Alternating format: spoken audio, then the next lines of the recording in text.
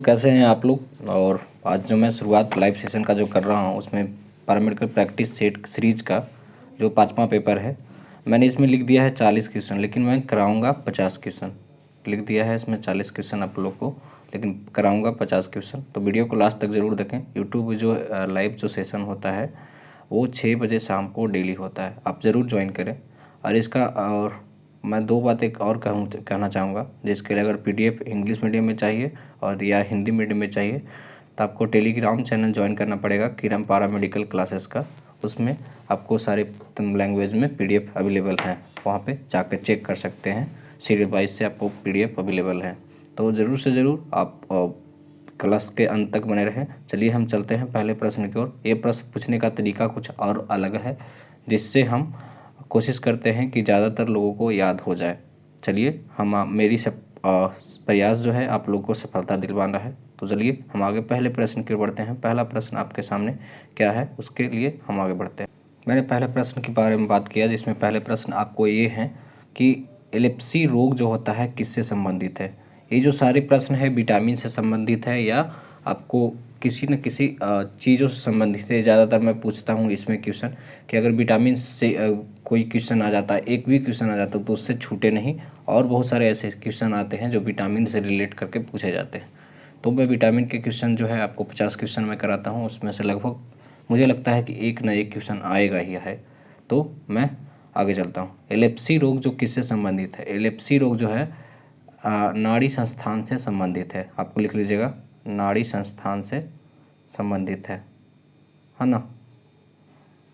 चलिए आगे, सिलिकस की बीमारी कहाँ पर काम करने वाले व्यक्ति को होता है। सिलिकस की एक बीमारी है जो कहाँ पे, कौन से जगह पे काम करते हैं लोग कि उसको सिलिकस बीमारी हो जाता है। तो सिलिका के खदान में जहाँ पे सिलिका निकलती है, हाँ सिलिकॉन निकलता है, तो वहाँ से जब वहाँ पे लोग खदानों में काम करते हैं तो उनको खदानों में रहने से सिलिकस की बीमारी, सिलिकोसिस की बीमारी हो जाती है। चलिए तो ये हो गया। अब चलता है प्रश्न आगे है कि इसी तरह से आपको ये पता होगा, तीसरा नंबर प्रश्न आपको पता ही होगा, जिसमें आपको पूछा गया है पेनिसिलिन का आविष्कार किसने किया था। पेनिसिलिन का आविष्कार जो था अलेक्जेंडर फ्लेमिंग ने किया था। आपको याद कर लीजिए, अलेक्जेंडर फ्लेमिंग ने किया था। लिख सकते हैं अलेक्जेंडर, है ना, अलेक्जेंडर फ्लेमिंग ने किया था। ऐसे या ऑप्शन में ऐसे भी दे सकता है कि आपको सिर्फ एक ऑप्शन दे सकते हैं। चलिए, अब कोयले के खदानों में कोयला की धूल में सांस लेते रहने के लिए कौन सी बीमारी हो सकती है। जो कोयला के खदान में लोग काम कर रहे हैं उसको अगर उस धूल में अगर लगातार सांस लेते हैं तो उसको कौन सी बीमारी होगी। तो एक बीमारी का नाम है, बहुत ही अच्छा बीमारी का नाम है, जिसका नाम तो सुनने में अच्छा लगता है कि बहुत अच्छा है, लेकिन वो बहुत ही खतरनाक बीमारी है जिससे लंग्स में होना हो जाता है। तो एक है एनाथाकोसिस। एनाथाकोसिस एक बीमारी है। एनाथाकोसिस एनाथाकोसिस एक बीमारी है जिसमें क्या होता है, कोयले में खदान के में धूल की सांस लेने से ये बीमारी हो जाती है। तो सभी तरह से रसात्मक किसी भी फैक्ट्री में आप काम करते हैं तो आपको उसी तरह की बीमारी होने के चांसेस, उसके प्रभाव से होने के चांसेस बहुत ज़्यादा रहते हैं। चलिए, किसे रक्षा पोषक तत्व कहा गया है। कौन से ऐसे जो हैं उसे रक्षा पोषक तत्व कहा गया है। तो रक्षा पोषक तत्व जो है हमारे विटामिन हैं। विटामिन हमारे शरीर को रक्षा पोषक तत्व कहा गया है, विटामिन को। चलिए, वसा विटामिन कार्बोहाइड्रेट और प्रोटीन में से किससे ऊर्जा प्राप्त नहीं होती है। जो वसा है, प्रोटीन है और कार्बोहाइड्रेट है, उसमें किससे ऊर्जा प्राप्त नहीं होती है। तो में से किससे, तो विटामिन से। जो इसमें अगर दिया है 3 ऑप्शन ऐसे चूज करके दिया है कि तीनों चीज़, तो विटामिन से हमें क्या होता है, ऊर्जा प्राप्त नहीं होती। तो क्या होगा, विटामिन यहाँ पे होगा। विटामिन से हमें कोई भी एनर्जी नहीं मिलता है। ठीक है, विटामिन से कोई भी एनर्जी नहीं मिलता है। चलिए आगे हम चलते हैं 7वें नंबर प्रश्न की ओर। 7वां नंबर प्रश्न जो है आपको, विटामिन शब्द का प्रयोग सर्वप्रथम किसने किया था। अब मैं विटामिन की बात कर दूं तो विटामिन शब्द का जो प्रयोग जो किया था सबसे पहले कौन किया था, तो फंक ने किया था, फंक ने। ठीक है, विटामिन शब्द का प्रयोग किसने किया था, फंक ने किया था। अब आगे है कि अगला, गाजर एवं पपीता में मुख्यतः में से कौन सा विटामिन पाया जाता है। गाजर एवं जो है पपीता जो होते हैं उसमें कौन से विटामिन पाया जाता है, तो उसमें पाया जाता है आपको गाजर एवं पपीता में विटामिन ए पाए जाते हैं। ए का नाम विटामिन ए का नाम सुने होंगे, तो आपको विटामिन ए पाया जाता है। किस विटामिन की कमी से जीरोथैलेमिया नामक रोग होता है? मैं जो भी इम्पोर्टेंट प्रश्न है मैं उसको कराने की कोशिश कर रहा हूँ। तो किस विटामिन की कमी के कारण जो होता है जीरोथैलिया हो जाता है? जीरोथैलिया एक ऐसी बीमारी है जो विटामिन ए की कमी के कारण होता है। तो विटामिन ए की कमी के कारण, हाँ ना, ए की कमी के कारण होता है। जैसे कि मैं बात करता हूँ, अगर विटामिन ए का रासायनिक नाम पूछ लिया जाए तो विटामिन ए का रासायनिक नाम होता है रेटिनॉल। लिख लीजिएगा सभी लोग, रेटिनॉल होता है सभी। और ये जो है वसा विटामिन, कार्बोहाइड्रेट और प्रोटीन में से किसकी आवश्यकता कम मात्रा में होती है? अगर मैं आपको दे दूं कि जिसमें वसा हो, विटामिन हो, कार्बोहाइड्रेट हो और प्रोटीन हो, इसमें से आवश्यक सबसे कम मात्रा में क्या होती है, तब कमेंट बॉक्स में ज़रूर बताएं अभी जल्दी से। और मैं सभी को इन्फॉर्मेशन देता हूं कि ये जो है आपको सर्वप्रथम अगर विटामिन की खोज की गई तो किसने किया था? तो फंक ने किया था। अगर मैं बात करूं वसा, विटामिन, कार्बोहाइड्रेट और प्रोटीन की आवश्यकता किस में सबसे कम होती है, किसकी ज़रूरत कम होती है, तो विटामिन की सबसे कम ज़रूरत होती है हमारे शरीर को। विटामिन से हमारा, अगर विटामिन नहीं भी है, कम मात्रा में है, तो हमारा शरीर जो है जिंदा रहेगा। विटामिन की कम मात्रा में हमें जिंदा रखने की कोशिश करेगा। चलिए अगले प्रश्न की ओर बढ़ते हैं। किस विटामिन की कमी से कैरोटोमेलेसिया नामक रोग होता है? कौन से एक विटामिन जो है कि कैरोटोमेलेसिया जो बीमारी हो जाता है, जिसका विटामिन ए की कमी के कारण हो जाता है? विटामिन ए के कमी के कारण कैरोटोमेलेसिया नामक बीमारी हो जाता है। ये सब सारे प्रश्न पूछे जाने वाले प्रश्न हैं और मैं ज़्यादा से ज़्यादा सोचता हूँ कि ज़्यादा से ज़्यादा प्रश्न आप लोग को कराऊँ। और प्रश्न जो है ज़्यादा कीजिएगा तो आपको 2 महीने में, 3 महीने में एग्ज़ाम है, तो आपको उस तरह से अच्छे परफॉर्मेंस दिखाने का मौका मिलेगा। जैसे कि अब मैं बात करता हूँ ऐसे सारी चीज़ें के बारे में, तो अगर मैं बात करूँ रतौंधी किस विटामिन के कमी के कारण होता है? आपको तो पता ही होगा, विटामिन ए के कमी के कारण होता है, लैक ऑफ विटामिन ए। तो विटामिन ए की कमी के कारण रतौंधी होता है। लिख लीजिएगा, विटामिन ए के कारण क्या होता है? ए के कमी के कारण होता है। ज़्यादा होने के कारण भी देखिए, कोई भी चीज़ें अगर आपके शरीर में ज़्यादा है या कम होए तो बीमारी होगी। अगर नॉर्मल रीजन में है तो वो क्या होगा, आपको कोई भी बीमारी, किसी भी प्रकार का तो बीमारी नहीं होगी। चलिए अगर मैं बात करूं कौन सा विटामिन जो है जल में घुलनशील है, कौन सा विटामिन जो है जल में घुलनशील है, जो जल में घुल जाता है वो कौन से विटामिन है? तो जल में घुलने वाले विटामिन को हम कहा जाता है विटामिन सी। विटामिन सी क्या होता है? जल में क्या होता है? जल में घुलनशील होता है ना, घुलनशील होता है। जो जल में डिजॉल्व हो जाए, मतलब कि मिल जाए, है ना, उस तरह से जल में मिल जाए। किस विटामिन की में कोबाल्ट होता है? कौन से ऐसे विटामिन हैं जिसमें कोबाल्ट की मात्रा पाई जाती है? या इसके बाद मैं इसके पहले वाले प्रश्न को और मैं डिफाइन करना चाहूँ तो विटामिन ए, डी, ई एवं के वसा में घुलनशील होते हैं। और ऐसे विटामिन हैं बहुत सारे जिसमें, तो विटामिन सी तो घुलनशील है ही, लेकिन उसके साथ साथ घुलनशील है बी भी और ई भी और के भी। विटामिन ए के साथ मैं बात करूं, इसमें मैंने इस प्रश्न के बारे में बात किया जिसमें कौन से विटामिन जो घुलनशील हैं विटामिन जल में, तो आपको ये हो गया, ए हो गया, डी हो गया, ई हो गया एंड के हो गया, के हो गया। तो ये सारे जो विटामिन हैं जल में घुलनशील हैं, लेकिन बी और सी जो है सबसे अच्छे वे में अच्छा से घुल जाते हैं। ठीक है, अगला है किस विटामिन में कोबाल्ट पाए जाते हैं? तो विटामिन B12 में कोबाल्ट पाए जाते हैं। विटामिन B12 में कोबाल्ट पाए जाते हैं। कोबाल्ट की मात्राएं सभी को मैं समय देता हूं। कोबाल्ट की मात्राएं जो है आपको इसके बताना है कि कोबाल्ट की मात्राएं हमारे शरीर में कितनी पाई जाए और किससे ग्रसित, मतलब कि किससे ग्रहण किया जा सकता है। विटामिन B12 का मैंने अभी बताया कि कोबाल्ट जो प्राप्त किया जा सकता है B12 से प्राप्त किया जाता है। B12 से, लेकिन B12 का रासायनिक नाम क्या है? तो B12 का रासायनिक नाम है साइनोकोबाल्विम। साइनोकोबाल्विम लिख लीजिए, कोबाल्विम।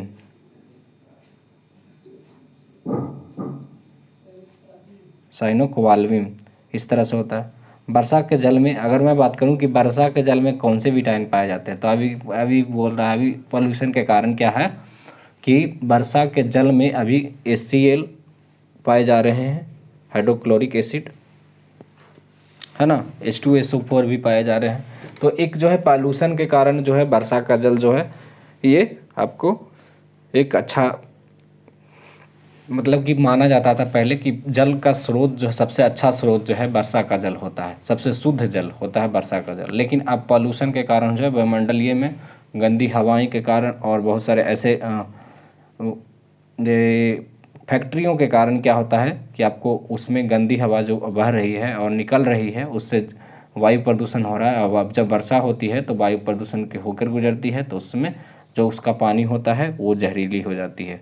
तो वर्षा का पानी जो अभी के मामले में अगर प्रेजेंट वे में अगर बात करें तो ये नहीं हो पाएगा आंसर। लेकिन अगर पूछे वर्षा के जल में विटामिन पाया जाता है तो कौन सा विटामिन पाया जाता है, तो विटामिन 12 पाया जाता है, विटामिन 12 पाया जाता है। चलिए अगला है प्रश्न 16 नंबर प्रश्न की मैं बात करता हूँ, जिसमें अगर मानव शरीर में विटामिन ए का संचित कहाँ रहता है, मानव शरीर में जो विटामिन ए संचित रहता है वो कहाँ रहता है? तो मानव शरीर में जो विटामिन ए संचित होता है यहाँ कहाँ होता है? यकृत में होता है। यकृत की बात करूँ तो यकृत जो है ऐसी जगह है जहाँ पे ए विटामिन ए की मतलब कि जमा रहा होता है, संचित मन एक जगह जमा होता है, फिर वहीं से क्या होता है पूरे शरीर में विटामिन का ट्रांसफॉर्मेशन होता है पूरा। वर्षा के जल में कौन से विटामिन पाए जाते हैं, तो आपको मैं बता दिया, ये 2 बार प्रश्न हो गया है, लेकिन वर्षा के जल में हो गया B12 पाए जाते हैं। ठीक है, कौन से विटामिन पाए जाते हैं? मानव शरीर में विटामिन ए कहाँ संचित होता है, ये 2 बार भी प्रश्न हो गए हैं। इसकी संचित मैं करता हूँ यकृत में होता है, 2 बार लिखे गए हैं। सॉरी, आज 48 ही क्वेश्चन आप लोग को किया जाएगा। चलिए आगे हम चलते हैं पहले और किसी और प्रश्न की ओर। किस विटामिन की कमी के कारण श्वास नली तथा पाचक नली में उपागम हो जाता है? जैसे श्वास नली में उपकलाएँ श्वास नली पाचन नली में उपकलाएँ रुग्ण हो जाती है, मतलब ख़त्म हो जाती है कि किस विटामिन के कारण? तो विटामिन ए के कमी के कारण क्या होता है, श्वास नली और पाचक नली जो डाइजेशन सिस्टम के जो पाइप होते हैं और श्वास के नली के जो भी पाइप होते हैं वो क्या होते हैं, रुग्ण हो जाते हैं, एकदम कम मात्रा में रुग्ण हो जाते हैं। यस, है ना। तो ये ख़त्म होने की कगार पे हो जाता है। तो कौन से विटामिन के कारण होता है? तो विटामिन ए के कमी के कारण होता है। 13 से 15 वर्ष के बालक माने बच्चा और बालिकाएं माने बच्चियां, ठीक है, लड़का एवं लड़कियां में विटामिन ए की दैनिक अवस्था कितनी होती है? अगर बात कर दिया जाए कि अभी सरकार की मुहिम चल रही है कि सभी बच्चे को, सभी नवजात शिशु को या सभी इन्फेंट बेबी को विटामिन ए का सेवन ज़रूर कराया जाए, और सभी विटामिन को उसका सेवन कराने से उसके शरीर में ग्रोथ लेवल जो है आपको ऊपर की ओर बढ़ेगा। जैसे ही ऐसे बात किया जाता है तो क्या होता है, लोगों में एक अवधारणाएं हैं कि ये चीज़ खाने से विटामिन होगा वैसे, लेकिन सरकार जो है सारी विटामिन का प्रावधान आप लोग को मेडिसिन के ज़रिए तो दी है, लेकिन आप घर में घरेलू नुस्खे के ज़रिए आप बच्चे को भी विटामिन दे सकते हैं। सबसे ज़रूरी बात, अगर सभी बच्चे को अच्छा ग्रोथ दिलाना चाहते हैं तो बच्चे की माँ का दूध जो होता है वो सबसे अच्छे विटामिन का स्रोत होते हैं, कार्बोहाइड्रेट का स्रोत हैं, सारे चीज़ का वो स्रोत होते हैं। तो ये 6 महीने तक उसको अपने बच्चे का माँ का दूध पिलाना चाहिए। और 13 से वर्ष से बालक की और बालकों की बालिकाओं की विटामिन की आवश्यकता कितनी होती है? तो 60 mg की आवश्यकता होती है, 60 mg। 15 वर्ष के बच्चे तक आपको डेली का डेली जो है 60 mg विटामिन की आवश्यकता होती है, जो कि विटामिन ए का प्रेजेंटेशन होना चाहिए। विटामिन B1 का रासायनिक नाम क्या है? अगला प्रश्न है विटामिन B1 का रासायनिक नाम क्या है? थोड़ा विटामिन B1 का रासायनिक नाम क्या है? तो आपको विटामिन B1 का रासायनिक नाम, ज़्यादातर प्रश्न पूछे जाते हैं, लगातार ये पूछे जाने पर प्रश्न है, ये पैरामेडिकल डेंटल में पहले पूछा जाता था ये क्वेश्चन, तो ये ज़रूर लिख लीजिएगा, ये होगा थाइमिन, है ना। विटामिन B1 का रासायनिक नाम है थाइमिन। लोग जो है विटामिन B1 का स्रोत अगर बात किया जाए तो बीज वाले अन्न जो भी होते हैं उसमें विटामिन B1 का प्राप्त किया जा सकता है, जिसमें जैसे अगर और कोई अलग चीज़ें के बारे में बात किया जाए, जैसे हो गया मांस हो गया, दूध हो गया, सोयाबीन हो गया, मुर्गा या मुर्गी के अंडे हो गए, ईस्ट हो गए, ईस्ट मतलब क्या होता है खमीर, ये खमीर हो गए, इस तरह से इस चीज़ों से मतलब B1 का प्राप्त किया जा सकता है, ठीक है। तो ये से जो है स्रोत हो विटामिन बी के जो मुख्य स्रोत हैं आपको सबसे ज़्यादा अगर बीज वाले अन्न हो सकते हैं, और मांस और दूध और सोयाबीन, विटामिन B1। सोयाबीन में लगभग जो है विटामिन सारे विटामिन का प्रेजेंटेशन होता है, लेकिन सबसे ज़्यादा उसमें प्रोटीन पाए जाते हैं। बात किया जाए इस तरह से प्रोटीन और विटामिन में मेनी टाइप ऑफ डिफरेंस है, बहुत सारे डिफरेंस है, तो इसके बारे में आपको मैं अलग क्लास में बताऊँगा। चलिए अगला लाइव सेशन का जो अभी टाइम है वही सेम टाइम है, आप लोग ज़रूर से ज़रूर डेली का डेली जुड़ें। किस विटामिन की रासायनिक नाम जो है राइबोफ्लेवियम है, तो आपको राइबोफ्लेवियम जो है किस विटामिन का नाम है, तो आपको विटामिन B2 का राइबोफ्लेवियम नाम है। विटामिन B2 का क्या है, राइबोफ्लेवियम नाम है, ठीक है। अगर मैं बात करूं मानव शरीर में रक्त को थक्का जमने में किस विटामिन की से जमता है, ये सारे रीजन मैं ब्लड पढ़ा चुका हूं, तो ब्लड का सेशन जो है आप लोग देख सकते हैं, 3 सेशन अब मैंने क्लियर करवाया था। उसमें ब्लड के कमी के कारण होने वाले जो रोग होते हैं उसके बारे में नहीं कराया था, लेकिन मैं उसका लाइव सेशन जो है आपको मैं करा चुका हूं, उसमें दिया हुआ है, आप ज़रूर जाके देखें, कम से कम समय में सारे प्रश्न को आपको आंसर वहाँ पे मिल जाएगा। तो ये मैं बता दूं कि मानव शरीर में रक्त का थक्का जमना किस विटामिन के कारण होता है, तो थक्का जब जमता है तो मानव शरीर में तो विटामिन के कारण जमता है। विटामिन के का प्रेजेंटेशन अगर नहीं होगा तो क्या होगा, आपको रक्त का थक्का जमना नहीं होगा। अगर किसी जगह पे अगर हाथ पे कटिंग हो गया है तो विटामिन के का प्रेजेंटेशन है, इसीलिए यहाँ पे ब्लड क्लॉटिंग हो रहा है। अगर विटामिन के का प्रेजेंटेशन आपके शरीर में कुछ भी नहीं है तो ब्लड का क्लॉटिंग आपका होगा नहीं, अगर कट गया तो पूरा रक्त शरीर से बह जाएगा, चाहे वो किसी भी तरह से रोकने की कोशिश की जाए। अभी उसे विटामिन B2 का इंजेक्शन भी लगाया जा सकता है। विटामिन के को रक्त स्रावी रोधी पदार्थ भी कहा जाता है। ऐसे क्वेश्चन पूछा जाता है, रक्त स्रावी रोधी पदार्थ कौन से विटामिन को कहा जाता है, तो विटामिन के को कहा जाता है। ये सब सारे प्रश्न आपको पूछे जाने वाले प्रश्न हैं। चलिए आपको अगर मैं बात करूं अगले प्रश्न की ओर, तो तेज़ धूप और अधिक तलने में से कौन सा विटामिन नष्ट हो जाते हैं, कौन से तेज़ धूप में और अधिक तलने से कौन से विटामिन नष्ट हो जाते हैं, तो विटामिन B1 और B2 क्या हो जाता है, नष्ट होता है। अगर किसी चीज़ों को विटामिन B1 और B2 के नष्ट हो जाता है। अगर किसी चीज़ों को तेज़ धूप में और अधिक तलने से, कोई भी चीज़ अगर है उसमें अगर विटामिन का प्रेजेंटेशन है और विटामिन B1 और B2 का प्रेजेंटेशन है तो क्या हो जाता है, नष्ट। कोई चीज़ भी तलने से तो क्या होता है कि तेज़ धूप में अगर रख दिए तो विटामिन B1 का लॉस हो जाएगा और विटामिन B2 का लॉस हो जाएगा। अगर उसको अधिक तेल में तल दिए तो क्या हो जाएगा, B1 का लॉस हो जाएगा, B2 का भी लॉस होगा। चलिए आगे अगले प्रश्न की ओर बढ़ते हैं।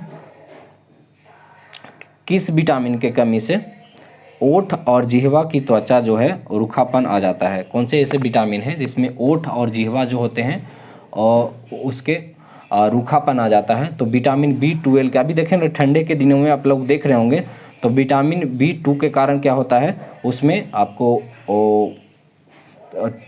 विटामिन B2 के कारण कमी जो ओठ होते हैं उसको आपको रूखा हो जाता है, जिह्वा रूखा हो जाता है, त्वचा रूखा हो जाता है, इस तरह के चीज़ें होती रहती है। तो लोग इससे आपको मोटिवेट हो जाएं कि विटामिन हमको B2 की ज़रूरत है, जिसमें ओठ जो होता है सूखने लगता है जिससे, और त्वचा सूखने लगता है और जिह्वा दोनों सूखने लगता है, जैसे जिसको जीभ बोलते हैं, सूखने लगता है। तो अभी मैं बोल पा रहा हूँ तो रूखेपन की वजह से बोल पा रहा हूँ। अभी इतना अच्छा आवाज़ जो निकल रहा है रूखेपन की, अगर ये गीला होता, ज़्यादा होता, विटामिन B2 का प्रेजेंटेशन होता तो हम लोग अच्छे से बोल नहीं पाते, लार टपक जाता। तो अब मैं बात करूं बच्चे को, अगर देखते हैं बच्चे, कभी कोई बच्चे बोलते हैं ज़्यादातर बोलने लगते हैं, तो उसको देखिए कि बगल से जो लिप्स होते हैं, लिप्स के बगल से उसके क्या होता है, लार का बाहर निकलना हो जाता है। तो उस बच्चे में लार का प्रेजेंटेशन ज़्यादा मात्रा में होती है, और विटामिन B12 का तो B2 का क्या हो जाता है, प्रेजेंटेशन जो होता है उसमें प्रेजेंट जो होते हैं आपको ज़्यादा मात्रा में होती है, तो वो बाहर निकलना शुरू कर देती है। तो ठंडे के दिन में देखिएगा बच्चे को ज़्यादातर ये रूखापन या स्किन जो डिजीज जो होते हैं वो बहुत कम मात्रा में होते हैं, बहुत ही कम मात्रा में। अगर मैं बात करूं, चलिए अगले प्रश्न की ओर, विटामिन 6 का रासायनिक नाम क्या है? विटामिन 6 का रासायनिक नाम क्या है? तो विटामिन 6 का आपको रासायनिक नाम पता ही होगा, इसको बोलते हैं पायराडॉक्सिन। वायराडॉक्सिन एक विटामिन B का रासायनिक नाम है। वायराडॉक्सिन लिख लीजिएगा, पायरिडॉक्सिन है ना, पायरिडॉक्सिन है ये विटामिन, पायरिडॉक्सिन लिख दीजिएगा, पायरिडॉक्सिन ये जो होता है इसमें विटामिन B6 का केमिकल नेम है। किस विटामिन की कमी से पेलाग्रा रोग होता है? मैं सारे प्रश्न जो है लगभग मैं कम से कम ये 15वां बार बता रहा हूँ कि ज़्यादातर लोगों में पूछे गए क्वेश्चन हैं, ज़्यादातर पूछे जा रहे हैं, क्योंकि इसकी अवधारणाएं जो है आपको मन में बहुत कम मात्रा में है कि जो पेलाग्रा रोग होता है क्या है, नहीं होता है। तो इसके बारे में हर एक वीडियो में बता चुका हूँ। तो बताने का रीज़न यही होता है कि आप ज़्यादा मात्रा में इसके बारे में पढ़ें, कौन से विटामिन के कारण होता है, क्या होती है इसकी स्थिति होती है जब विटामिन की कमी से पेलाग्रा रोग हो जाता है। तो पेलाग्रा रोग एक्चुअली होता क्या है इस बारे में हर एक वीडियो में बताया है। तो चलिए हम लोग इस तरह के जो रोग हैं, इसके पहले मैं प्रश्न कर लेता हूँ, किस विटामिन के कमी के कारण होता है? तो विटामिन B5 के कारण क्या होता है? B5 के कारण क्या होता है? पेलाग्रा रोग होता है। आपको दिख रहा होगा। चलिए आगे है, किसकी कमी से बेरी रोग होते हैं? आपको पता होगा। तो बेरी रोग जो होता है विटामिन B1 के कमी के कारण होता है। लिख लीजिएगा, विटामिन B1 के कारण आपको रोग होता है, आपको लिख लीजिएगा। सारे प्रश्न हैं, मैं आपको इसका आंसर भी अगर देखना चाहें तो आप ज़रूर से ज़रूर देख सकते हैं। मैं सारी चीज़ें जो बताना चाहता हूँ, चलिए और आगे मैं बताता हूँ। आप करेंगे किसका? 28 नंबर से मैं पहले बताना चाहूँ कि विटामिन बेरी से शरीर से तंत्रिका तंत्र प्रभावित होता है। जो भी किसी व्यक्ति को बेरी रोग हो जाता है, जिससे विटामिन B1 का कमी हो जाता है, तो तंत्रिका तंत्र प्रभावित हो जाता है। तंत्रिका तंत्र में उसको और क्या होता है, उसके जो भी सेंसरली सिस्टम जो है, मतलब कि जो फील करने की शक्ति है, और हमारे जो तंत्रिका तंत्र हैं वो क्या होता है, प्रभावित होने से और लोगों में और एक सिम्टम्स नज़र आने लगते हैं, जिससे लक्षण नज़र आने लगते हैं, जिसका नाम है मांसपेशियों में दर्द होना, पेट का फूल जाना। ये सब सारी चीज़ें जो है आपको बेरी रोग में B1 की कमी से होता है, विटामिन B1 की कमी से होता है। ठीक है, इस तरह से। चलिए अगला प्रश्न है 28 नंबर, किस विटामिन को पेलाग्रा निरोधी कहा जाता है? कौन से विटामिन आपके प्रेजेंट होते हैं इसमें पेलाग्रा निरोधी कहा जाता है? कौन सी विटामिन के? तो विटामिन B5 को पेलाग्रा निरोधी कहा जाता है ना। विटामिन B5 को होता था किसकी कमी के कारण? विटामिन B5 के कमी के कारण क्या होता है? पेलाग्रा रोग होता है। किस विटामिन को पेलाग्रा निरोधी कहा जाता है? तो विटामिन B5 को ही पेलाग्रा रोग का कहा जाता है। 29 नंबर को मैं बात करूं, 29 नंबर में कौन सा विटामिन प्रोटीन और अम्लों का उपचाई महत्वपूर्ण भूमिका है तो निभाता है? तो इसमें जो सभी बच्चों को मैं बताऊं कौन सा विटामिन जो है आपको एक उपचाई जो चीज़ें होती है, उपचाई में महत्वपूर्ण भूमिका निभाता है, अम्लों का उपचाई में। तो इसमें मैं बात करूं तो विटामिन B6 क्या करता है, अम्लों के प्रोटीन और अम्लों के उपचाई में महत्वपूर्ण भूमिका निभाता है। ठीक है, अगला प्रश्न है, मैं जल्दी अब करूँगा, ज़्यादा टाइम हो रहे हैं। तो अभी 20 क्वेश्चन और बाकी हैं, तो 20 क्वेश्चन में लगभग आपको 10 मिनट से 12 मिनट का समय देना पड़ेगा, 10 मिनट लगभग देना पड़ेगा। यदि एक व्यक्ति केवल दूध, अंडे और रोटी आहार, तो उसका कौन सा रोग हो सकता है?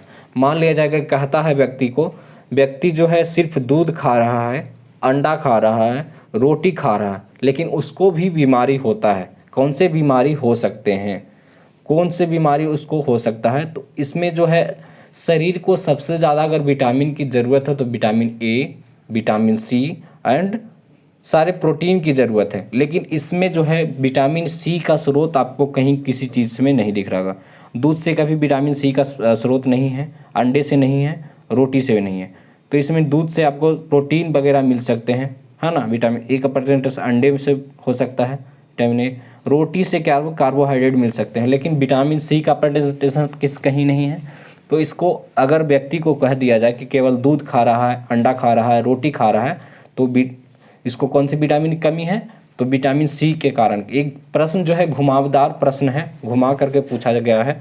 तो लोग अगर किसी प्रकार की जानकारी होंगी तभी ये आपको सही आंसर दे सकते हैं। तो विटामिन सी के कारण ये इसको स्कर्वी रोग हो सकता है ना, स्कर्वी रोग, स्किन का डिजीज हो सकता है। चलिए, कौन सा विटामिन प्रोटीन खट्टे फलों में पाए जाते हैं। कौन सा विटामिन जो होता है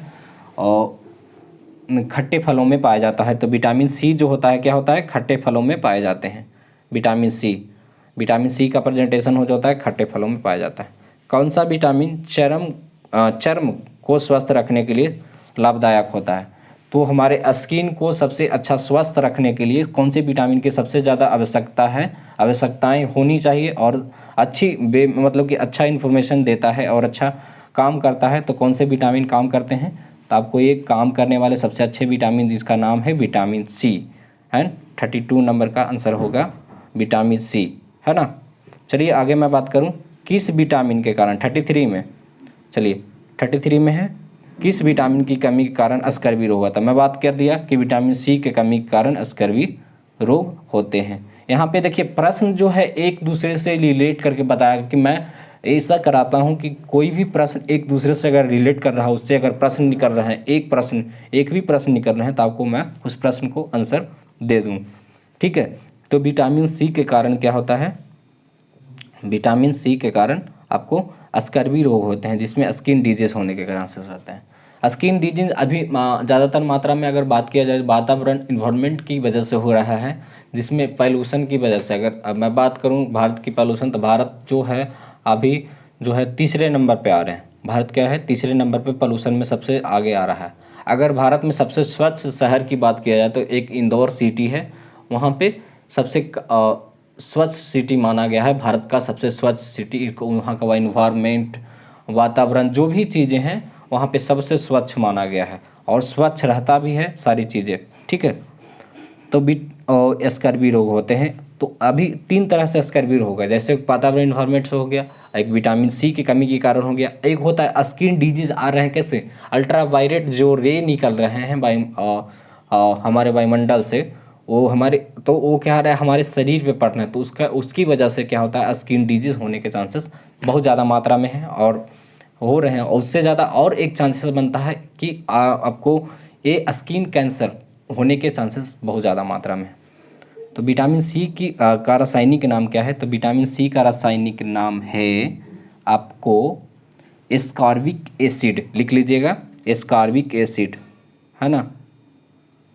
एस्कॉर्बिक एसिड का नाम सुने होंगे, तो यह है विटामिन सी का रासायनिक नाम।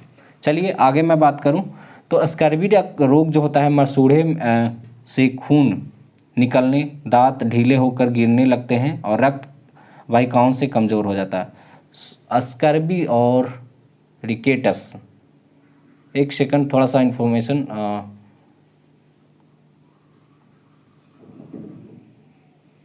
एक सेकंड, मैं ठीक बोल रहा था, मुझे कन्फ्यूजन हो गई सारी चीज़ें। कि स्कर्वी रोग जो होता है स्किन से स्पेशली होता है, जो स्कॉर्बिक एसिड उसको बोला जाता है। Maintaining the skin health and can the promote the differentiation and, ये बहुत सारे होते हैं डिक्रीज। मेलालिन को क्या करता है, ये जो है डिक्रीज करने लगता है। मेलालिन क्या है, उसमें मरने लगता है ना। मेलानिन का अगर प्रेजेंटेशन आपके शरीर में है तो आपका स्किन जो है आपको अच्छी तरह से दिखेंगे, जो आपको कलर में इन्वायरमेंट कलर जो बचपन से है। अगर मेलानिन का जो प्रेजेंटेशन है ज़्यादा मात्रा में है तो आपका ब्लैक स्क्रीन दिखेगा, स्किन दिखेगा, स्क्रीन नहीं।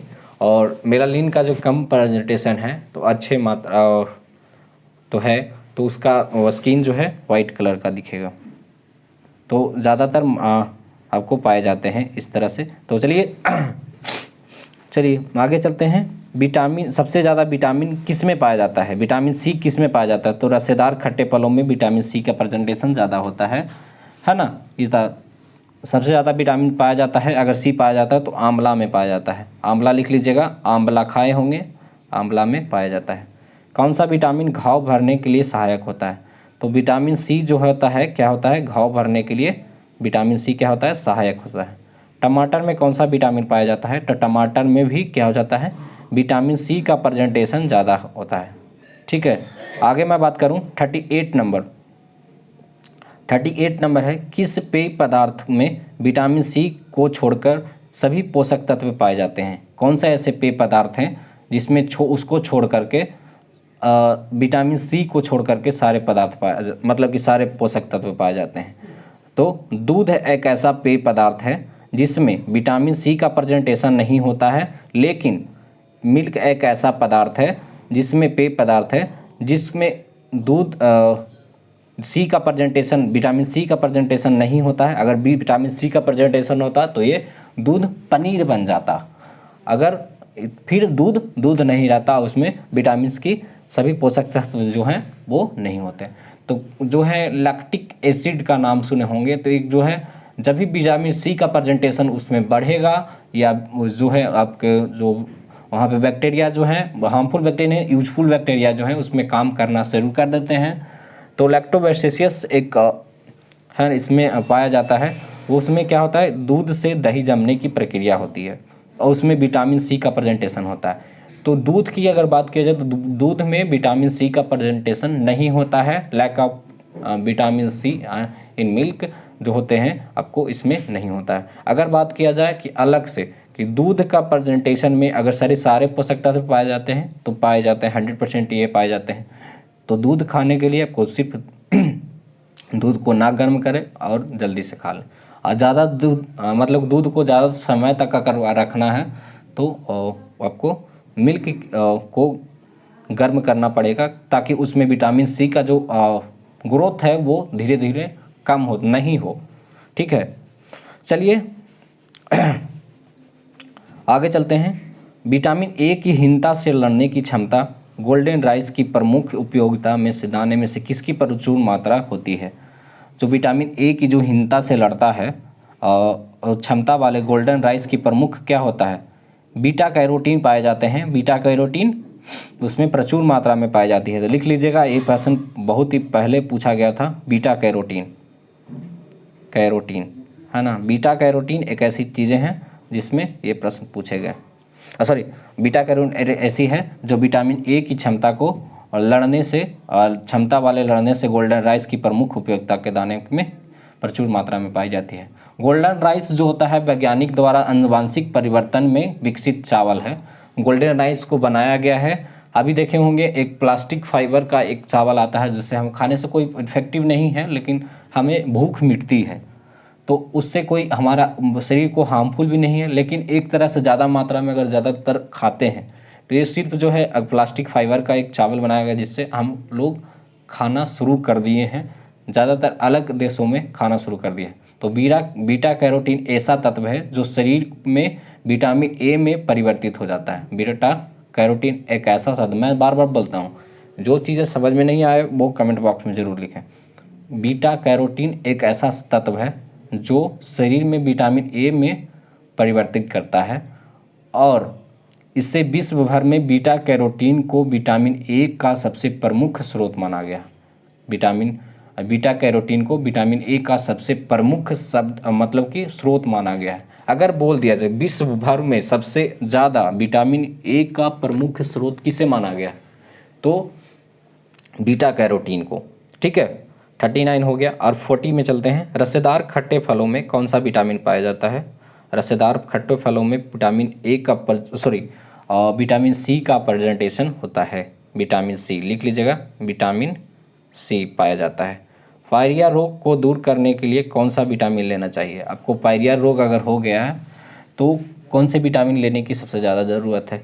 तो विटामिन सी का पढ़ लीजिए, पायरिया रोग ठीक हो जाएगा। पायरिया रोग उससे होता है जो डेली दांत साफ नहीं करते हैं, लंबे समय तक दांत दांत नहीं साफ करने से क्या होता है, उसमें उसमें जो हार्मफुल बैक्टीरिया जो होते हैं वो पनपने शुरू कर देते हैं, तो उसमें स्किन को लॉस करना, जबड़ा को लॉस करना शुरू कर देता है। उससे 2 चीज़ें और 3 चीज़ें बीमारियां बहुत ही प्रचुर मात्रा में होने लगी है, जिसका नाम है कैंसर, है ना, माउथ कैंसर, जो अब लार का कम बनना, ये सब सारी चीज़ें जो है इस तरह से होती है।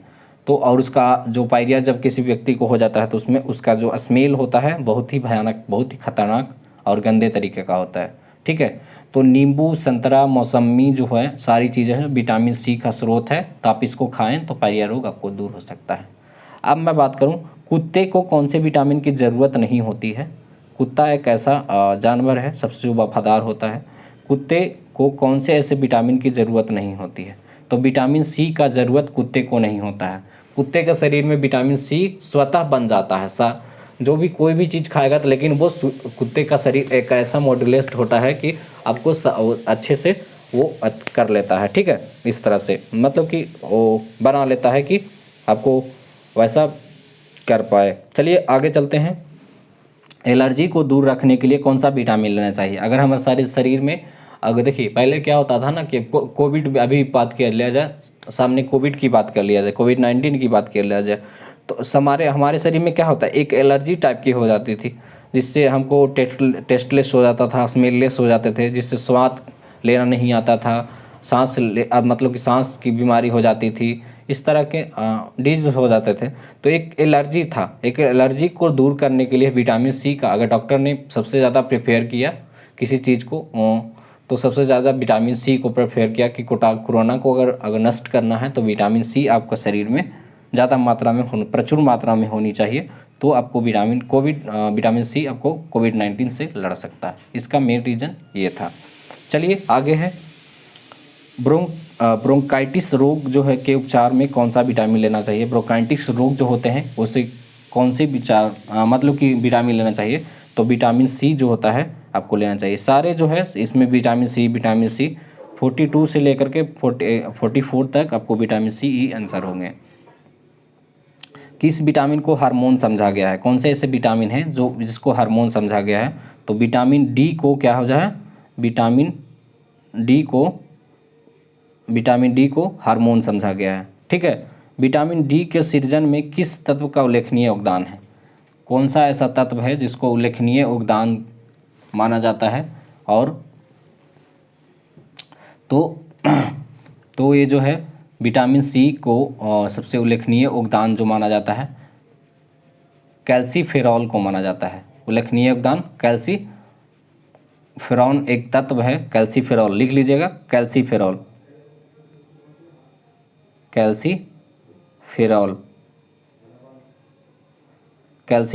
एक ऐसा तत्व है जिससे विटामिन डी का सृजन के लिए एक अच्छा उल्लेखनीय तत्व माना गया है।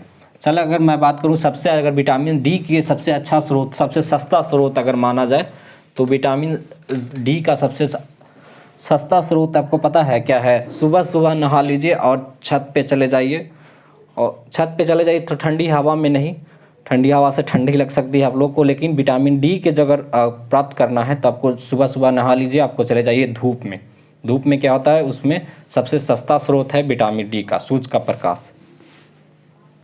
एक बीमारी भी होती है जैसे विटामिन डी की कमी के कारण क्या होता है, तो विटामिन डी की कमी के कारण एक रिकेटस बीमारी होती है। रिकेटस नाम लिख लीजिएगा, विटामिन डी का अगर लैक ऑफ विटामिन डी होता है, तो विटामिन डी की कमी होती है तो रिकेटस एक बीमारी होता है। रिकेटस से क्या होता है आपको, ये सारे रिकेटस बीमारी वो बहुत भयानक है, आपको मैं बता देता हूँ उसके बारे में।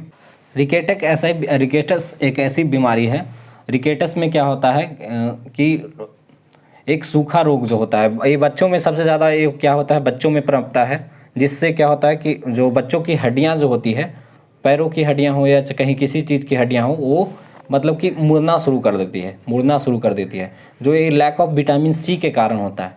ये जो होता है कैल्शियम और फास्फोरस की कमी के कारण होता है, जिसके बच्चे में क्या होता है, कैल्शियम और फास्फोरस की कमी जब हो जाती है तो उसका हड्डियाँ जो है एक दूसरे से आपको छोड़ना शुरू करता है, और छोड़ना जब शुरू करता है तो क्या होता है, वो आपको फैलने लगता है। तो फैलने जो जब एक साइज में नॉर्मल बेबी में जब बॉडी है, इन्फेंट बेबी की बात कर लिया जाए या किसी भी नवजात शिशु की बात कर लिया जाए, तो उसमें रिकेटस होने के चांसेस जो होते हैं वो कम मात्रा में होते हैं। अगर किसी बच्चे को कुपोषण का शिकार है, जिससे किसमें कुपोषण उसको कहा जाता है जिसमें कैल्शियम, फास्फोरस, कोई भी प्रोटीन, कोई भी विटामिन, कार्बोहाइड्रेट नहीं लिया है, तो ये सारी चीज़ होती है।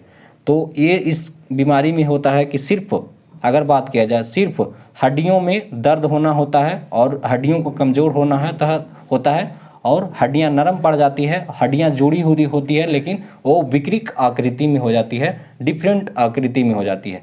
ये जो आपको दिखने लायक पहले था वो धीरे धीरे डिफरेंट आकृति में हो जाती है। तो मैं बात करूँ, ये मान लिया जाए ये पैर है, मैं फिर से ड्राइंग बना करके बता देता हूँ आपको। ये मान लिया जाए पैर है, तो पैर को अगर इस तरह से आपको देख रहे हो, सीधे वे में देख रहे होंगे, लेकिन पैर की स्थिति ऐसे हो जाती है, पैर की स्थिति ऐसे हो जाती है और इस तरह से हो जाता है। तो ये क्रिकेटस का होता है। ये पहला वे में था, ये सेकंड वे में। जब बीमारी हो जाती है तो इस तरह से हो जाता है और जब बीमारी नहीं होती है तो इस तरह से हो जाता है। तो लोग इससे पे ज़्यादा ध्यान दें, बच्चों में ज़्यादा प्रभावित होने लगते हैं।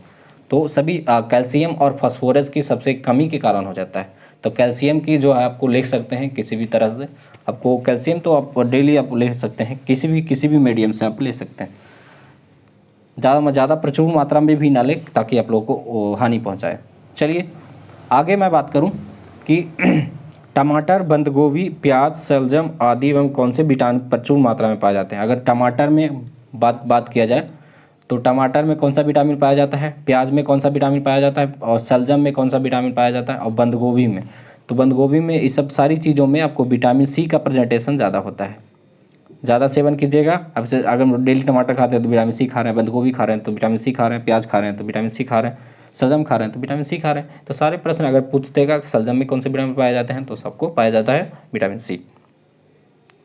चलिए 49 अभी सेकंड लास्ट में प्रश्न में आ गए, कौन सा विटामिन के कारण जो हड्डियां मजबूत होती है। सबसे ज़्यादा मैं बात करूं कि कौन से विटामिन के कारण हड्डियां मजबूत होती है, तो सब विटामिन डी के कारण क्या होता है, हड्डियां मजबूत होती है। हड्डियां मजबूत होने के लिए आपको कैल्शियम और फास्फोरस की सबसे ज़्यादा ज़रूरत है। किसी व्यक्ति को अगर चोट लग जाता है तो हड्डियाँ टूट जाती है, तो डॉक्टर प्रिफेयर करता है कि कैल्शियम ज़्यादातर लीजिए, क्योंकि एक हड्डी अगर एक बार में टूट जाती है तो उसको जोड़ने में क्या होता है, आपको 8 या 9 मंथ का समय लगता है। लेकिन डॉक्टर क्या करता है, एक प्लास्टर लगा देता है, लेकिन प्लास्टर लगा करके क्या होता है, प्लास्टर ऑफ पेरिस लगा देता है। उसके बाद क्या होता है कि 1 महीने तक यानी 22 डेज तक इसको रखे रहिए, आप हड्डी ऑटोमेटिक ज्वाइन हो जाता है। लेकिन मैं वैज्ञानिक तरीके से मैं बताता हूँ, वो हड्डियों को जुड़ने में कम से कम 8 या 9 मंथ लगते हैं, अच्छे तरह से जुड़ने में।